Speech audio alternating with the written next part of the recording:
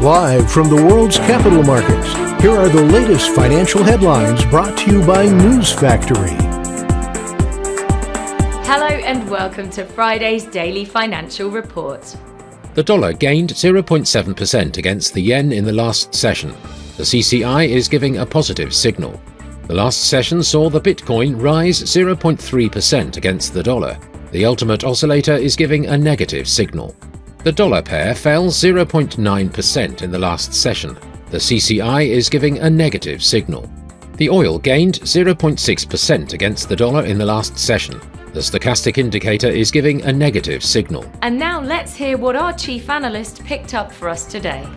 Global economic growth is forecast to barely clear 2% this year, according to a Reuters poll of economists, who said the greater risk was a further downgrade to their view, at odds with widespread optimism in markets since the start of the year.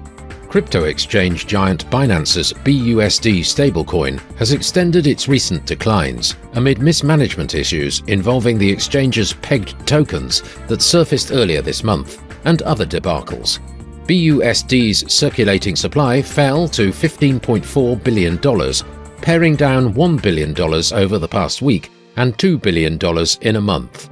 The dollar lolled near an 8-month low against its peers as a gloomy US corporate earnings season stoked recession fears and as traders stayed on guard ahead of a slew of central bank meetings next week. Those were today's major economic events, and now moving on to world financial headlines. Finland's unemployment rate will be released at 0600 hours GMT. The US personal spending at 1330 GMT. The Irish retail sales at 1100 hours GMT.